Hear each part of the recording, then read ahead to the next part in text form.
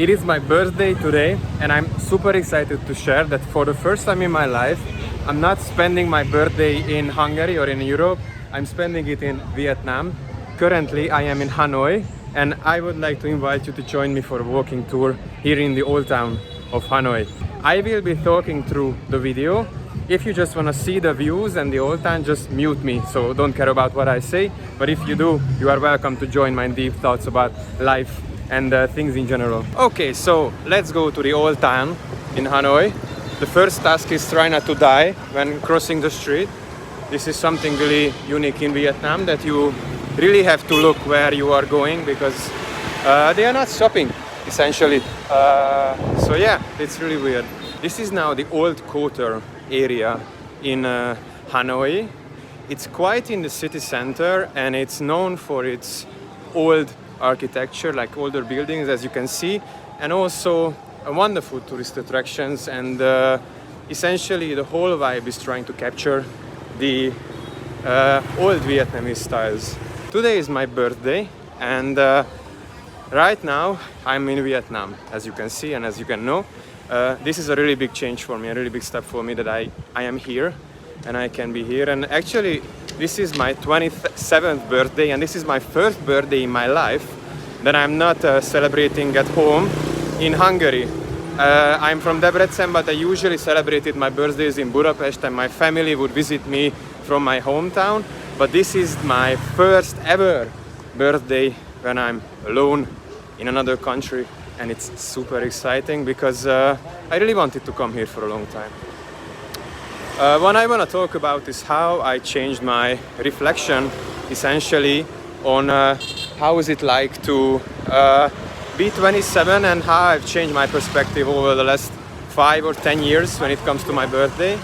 So I was always chasing these material possessions. I remember as a kid that my birthday meant for me that I could get something, usually a new phone or the new Xbox or something, and we would always have these deals with my family that if I behave well and if I do good things, that I could get the thing that I really want for my birthday. So essentially I would always get what I wanted, but we always centered it around my birthday. For example, when I started to play the guitar, I got obsessed with Gibson guitars and Gibson brand in general, because that was the guitar that my famous artists like Jimmy Page were using from Led Zeppelin. So I thought that obviously if I had the new guitar, then I will play just like Jimmy Page, which is ridiculous looking back right now. Yeah, and I got the guitar. Then before that I got my first Xbox, which was the Xbox 360. I got that for my birthday, and then essentially it just went on and went on. Sometimes I got the new iPhone for my birthday, or sometimes I got some new clothes, or when I was playing basketball, I got new basketball shoes. I know that by now that at that time getting those things only resulted in happiness for the moment. So as soon as I got them, I was no longer happy, and I only wanted those things up until the point of actually possessing them. When I got the latest iPhone, I spent 2 days in my I'm gonna go here because it's super beautiful. Sorry. I'm gonna go here, super beautiful street. So yeah, when I got the latest iPhone, I spent 2 days setting it up, and it was really fun. But after the 2 days, you get used to it. It was the same with the basketball shoes. I get the basketball shoes, I go to practice, I got the newest shoes, but maybe 2-3 weeks later or a month later, one of my teammates gets the even newest basketball shoes, and then I don't feel good. I don't feel that excitement anymore that I felt during my birthday. So yeah, what I want to say is that in my childhood, and especially in my teenage years, my birthday also always had this sort of always had this sort of expectation and waiting for things and possessing things. By the way, look how beautiful this is. So yeah, and now I'm 27 and I'm here in Vietnam. And the big thing is my perspective has totally changed. Right now I'm not spending my birthday asking for something, wanting for something. My birthday now for me today is sort of a reflection. On my birthday I've started this new trend of thinking back on where I was, let's say a year ago, and is my life right now better or worse than last year? For example, right now I'm turning 27 today. Funnily enough, you know the 27 Club, Jimi Hendrix, Amy Winehouse, Kurt Cobain. So all these people died at 27, so I have a really high chance of, hello, no thank you. I really have a high chance of overliving these legends or living longer than these legends. When I was 26 and I was celebrating my birthday just 1 year ago, I remember that I had totally different motivations. Back then, I was working for this big international company. I just got my company car, which I thought I really wanted, but it turns out that driving a Volkswagen Transporter in a big city like Budapest is not so fun. I got the latest iPhone as my company phone, which I could flash with. Then essentially I was making good money, and at that time that was my motivation. But something was missing, and even though at that time I thought I was happy, and I remember telling my parents and friends all about how my current job was, and when my family visited me in Budapest, the capital, for my birthday, then I was on and on about how great my life is. But to be honest, these were all external things that were making me happy. I thought that by having these material possessions, I am happy, and by having these material things like the newest phone or a company car, I can show it to the world that I'm good enough. And these are the things I should collect in order to be seen successful. But right now, I'm 27 today, on the 5th of October. I don't have a stable job currently. I'm living in a, on paper, third world country for the time being, in Vietnam. I'm spending less money. I'm not going to fancy places. I'm staying in hostels. But still I can say that I'm much happier right now than I was a year ago. And the main reason for that is I feel free. I feel that I'm in control of my life. And this is a really good feeling. By the way, look how nice this area is with all the shops and these narrow streets. The cars are passing me by like crazy. Let's go this way because this seems really nice. Hanoi is infamously touristy, and as being the capital of Vietnam, it's super noisy, super loud, super crowded. In Da Nang, where I was before, I rented a motorbike or a scooter for 1 month, but here I was advised not to do that because it takes really experienced scooter drivers to drive here, which I am not. But seeing how it is here, I think I made the right choice. And by the way, like, you can use the Grab application in Hanoi or in Vietnam in general anytime. So it's essentially their taxi application. You can get in a car like this and drive, or you can also get on a scooter. So the guy comes and you jump on the scooter and it takes you, and it costs like, I don't know, 50 cents. Oh, not sorry. And it's really cheap, like it costs like half a euro or something to get from point A to point B. Obviously it varies from city to city. Currently I'm spending 4 days in Hanoi. I just arrived yesterday evening by plane from Da Nang. Yeah, these are the bikes I was telling you about. And yeah, let's go this way, it's really nice. and I will spend 4 nights here in total. Right now I'm staying in a hostel really close to the old quarter, where I am right now, so I could essentially walk here. It was really convenient. And on Wednesday, which is the 8th of October, I believe, I'm leaving for Sapa. Sapa is by the Chinese border in Vietnam. Has amazing rice fields, mountains, and just a gem which I really want to see. I spent 1 month in Da Nang, which was amazing. I loved it. Da Nang is a great city to live, and I'm sure you know from social media that there are a lot of expats living there and digital nomads who essentially work from there and then they stay there. It's much more affordable than other places in Vietnam, especially Hanoi or Ho Chi Minh City. Used to be called Saigon, but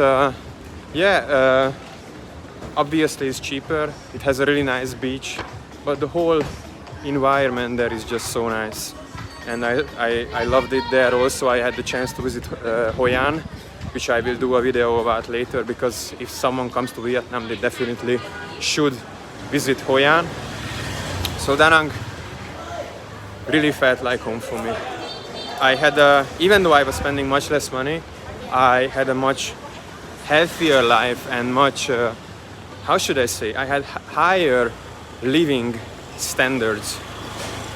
Even though I was staying in a hostel, I only spent around $1,000 a month, which I will do another video about, which I spent my money on. But the big thing was that I was motivated in this environment in Da Nang to be healthy, eat healthy, exercise regularly. I started to interpret new things in my routine, just like taking a walk on the beach in the morning and in the evening as well, which is amazing. Which is, if I would have said to my past self 1 year ago, let's go not here.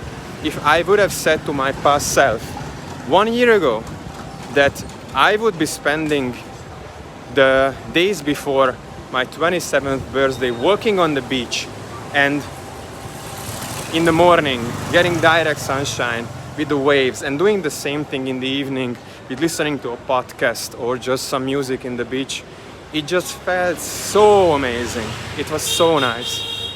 So this calmness, this peacefulness that I had in Da Nang is something I'm really craving, because I firmly believe that in a peaceful environment in a peaceful environment I can be productive, and I can actually work and focus on the things I want. Right now, this area of my life, what I will work and what I will do for a living, is still a mystery for me. But one thing I already realized and I already set up for myself is I don't want to go back to being an employee at a big international company, because that's just killing my soul. I'd rather do something for myself, and I'd rather do jobs that other people would think that are not fitting for my 3 diplomas, and other people would say that, oh my god, you have 3 diplomas, why did you do the 3 diplomas if you are going to, I don't know, do food delivery or work in a coffee shop? But I'd rather do that and live on my own terms than having a boss once more who's telling me what to do, and having this feeling of, even though if you are not in the mood, and even though you would rather do something else, you have to go in your workplace because you have to earn a living. So my big realization over my last 1 year, and this is a note for my 28-year-old self, looking back in 1 year, if I still think the same way. So my big realization is that we are so insignificant in the whole world and in the history of the world that it's crazy. But this is not a bad thing, this is a good thing in my opinion, because we have to realize that the world will still be turning and will be going on even if we don't wake up in the morning, which is can be a bit stressful thing or just anxious thing to say, but in general, I believe that this relieves us from all the stress of oh, I have to make something of myself, oh, I have to have a career, because it doesn't matter. This is all just a big board game, life. But we decided to play this game after reading the first, I don't know, 3-4 pages. And let's go this way. We read like 3-4 pages, we get a stable job, we get a stable income, a wife, a husband, buy a house, have kids, and then we think that now we know everything about life. And we are doing this because obviously we want to make a living for ourselves. We want to have some legacy.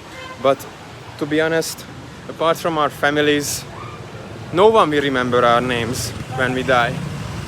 I realized that if I died tomorrow, there would be people obviously who would attend my funeral, but a lot of people could not come because they are busy doing something else. And then even the people who come, they come and then they will move on. They go on by their business, they do their jobs, they do their things, and they don't care about me. So why should I stress out about all these titles and all these promotions and external things that I can show to the world who I am? I think this is stupid. Since life is like this, and this is all just a game, I think we can try things. Obviously, I'm in a beneficial position because I had an amazing upbringing, and being here is only available to people who have such a safety net as I had during my childhood and right now as well. What I'm trying to say is that essentially we should explore, try new things, and just don't settle for what we are given, because life is so much more than we think. We grow up in an environment surrounded by the same people, and we think that this is life. This is how life is, and we accept things as default, which you shouldn't do, I think. Going through here. Yeah. As you can see, there is no sidewalk at all.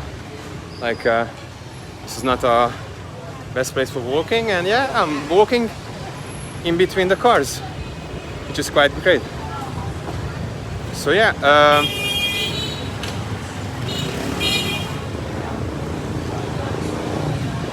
everyone is trying to like find out the rules of this big board game, what we call life, but they only reading the first 4 or 5 pages and they think that they know everything. But it's not the way it is, because there are so many things I don't know, and this was one of my big realizations again in the last 1 or 2 years. Before that, when I was at university, I thought that I knew everything, and how many things I know. Now it changed. Now I realized how many things I don't know and how many things I have no clue about.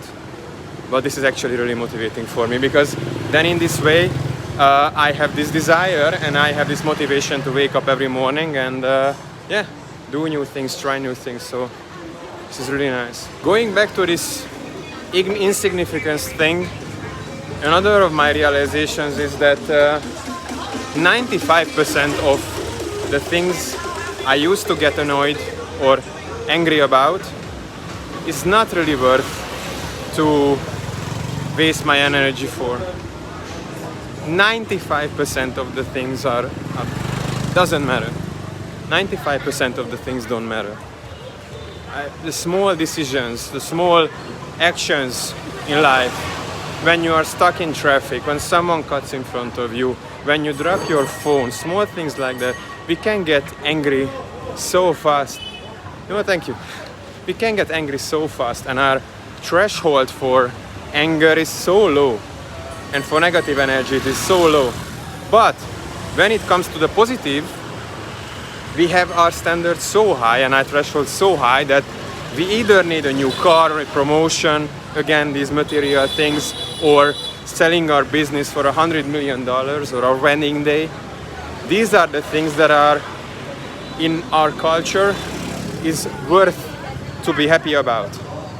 And there is this stigma about people who can get happy about small things. Like they are essentially labeled as lazy people. Why are you getting happy about some nice coffee and sunrise in the morning? You don't have anything better to do? And I think it's so crazy. Because if our whole lives essentially are put together from small little things, like your morning coffee, your drive to work, your lunch, when you meet your friends, when you go to the gym, small actions.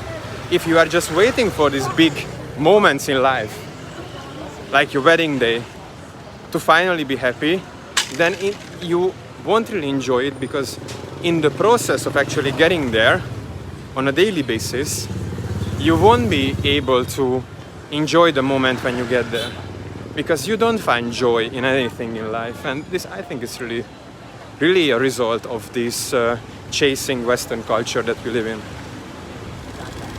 Chasing the likes, chasing the external factors and the material things so we can show who we are.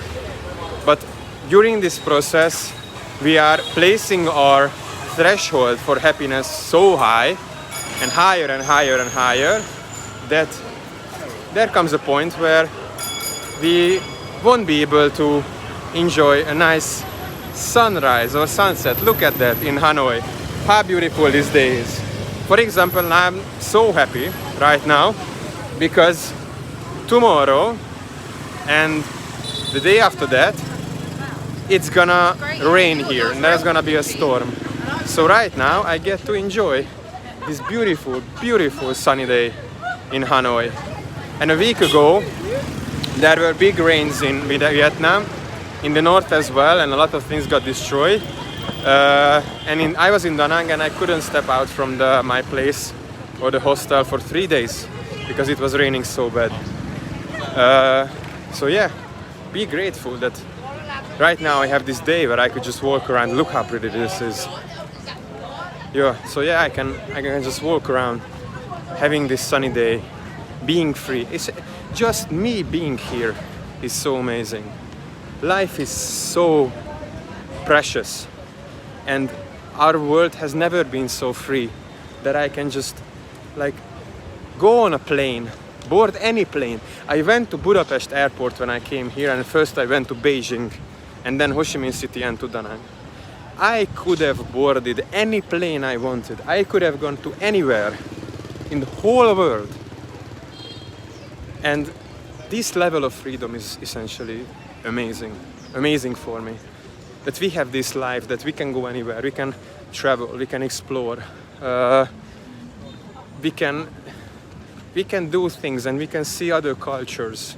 We can come to Vietnam and see how people live here and get this new extended thinking essentially, and building some ideas or some inspiration to ourselves. So yeah, I really like this feeling.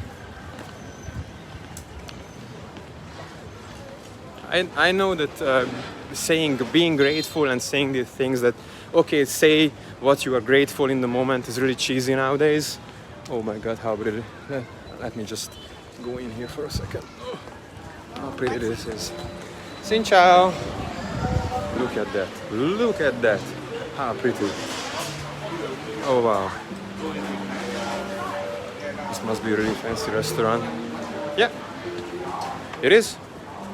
So yeah, I know saying that you are grateful and writing these grateful journals, what are you grateful, is really cliche now, and it's really becoming part of pop culture. But I think it's actually working. If you lower your expectations of what actually matters to you in life, I think that's the way to happiness. And I'm a big believer and I'm a big advocate of Buddhism, and I think Buddhism has amazing ideas when it comes to life. And the biggest finding for me, or the biggest learning for me, was that everything is about perspective. And the world is not black, the world is not white, the world is not like this or like that. The world is only the way how you see it. Everything around us is within our minds. Everything. Because there is this bench, for example. I can say that this bench is amazingly beautiful, but you can say that you don't like it and it's ugly. But we are talking about the same bench. And we are feeling this bench essentially, or this plant, or this coffee shop, or this lake. We are feeling this with our minds and our past expectations, our emotions. But if we can fill up an object with our emotions, that means that we can change it as well, because emotions are really subjective. What I'm trying to say is, hello, hi, hello. Yes, they want to be in the YouTube video as well. So when it comes to one situation, we can always turn it to a positive thing. But that takes a lot of practice, and I'm not saying that I'm an expert in that. I'm just saying that it's doable.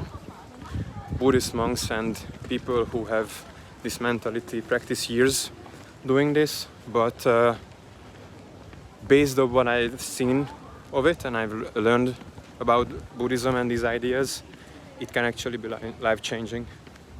If we are not placing attention on what we don't have, rather than appreciating what we have, that we are healthy, we have roof over our heads, we have warm water coming from the tap, where we can take a shower, there are no diseases, there are no wars, then life is good, life is great. And just chasing these external things is only going to make it worse. Because, and this is another thing I've realized here in Vietnam, yeah, they have one party here, so there is no actual democracy. This is a socialist, or we can also call it a communist state, with one party. But the people, when I talk to them, they seem happy, and they also say that they like this sense of living, which is good, really great. But it also raises the question that if you have less things, and if you have less things to choose from and less options, you are happier. When you have 2 ice creams taste that you can choose from, whichever you choose, you will love it. But if there are 20 or 30 you can choose from, it will only cause you anxiety to, oh my God, which is the best, which is the worst? Oh my God, what should I do? So what I'm trying to say is that sometimes less is more. This coming from a guy who was 130 kilograms and who was essentially chasing life, and who was always for the momentary happiness when it came to a drink or a pizza or some quick dopamine hit. But now I'm starting to realize that the smaller things in life are actually what keep us smaller things in life keep us grounded, and the smaller things are the ones that actually fill our lives with joy, which is just an amazing idea, I think. Because in this way you can make your life better just by yourself. You don't need external things, you don't need the latest iPhone or the newest gadgets or anything. Sorry, sir. Sorry. You don't need the latest things or material possessions to make your life better. You can just change your perspective about things that you have. There are people who are much worse off than us, and by realizing this, we can actually enjoy what we have, because we know that this is not given. This is not a base. Our parents, our environment, the people around us had to work really hard for us to have this. And I had a really great upbringing and education and stuff and everything, and I know that this was not the case for everyone. It was obvious for me to move to the capital, to Budapest, for the best university. Yeah, and obviously then I'm not living with someone else, I don't have a roommate, or not renting out a place. Obviously we are buying an apartment. Obviously you get to travel the world with your parents when you are younger. Obviously you get to do all these things, but then when I started to talk to people around me, I realized that this was not their life. Like they did not have the same level of life that I had. And when I realized this, that I'm so good, back then, like 5-10 years ago, I could not do anything about it. I was such in my bubble that I thought that this was the life for everyone that I was living. Going abroad several times a year, having the latest phone, having your own apartment in the capital. Yeah, these are the big things and the normal things. But then you realize that since this is your baseline, when you realize that this is your baseline and you can only be happy if you have more than that, so let's just say 2 apartments in the capital, then you realize it's actually crazy, and comparison is everything. If you have 1 apartment, you can be happy if you have 2 apartments. But you will not be as happy with 2 apartments as someone else would who has 0 apartment in the capital. You know what I mean? So yeah, I'm gonna wrap this video up now soon because we took a really nice walk in the old town.